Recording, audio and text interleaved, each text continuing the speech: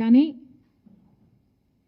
మన రాష్ట్రం ఇంత డెవలప్మెంట్కు నోచుకోకుండా 10 సంవత్సరాలుగా అల్లాడిపోతుంటే మన ప్రజాప్రతినిధులకు ఆ విషయం కనీసం గుర్తన్నా ఉందా? ఈరోజు మన రాష్ట్రంలో పరిపాలన జరుగుతుందా? ప్రజాప్రతినిధుల దృష్టి అంతా ఎక్కడ ఉంది? చంద్రబాబు గారేమో శుద్ధి అని శాంతి హోమాలు చేస్తున్నారు.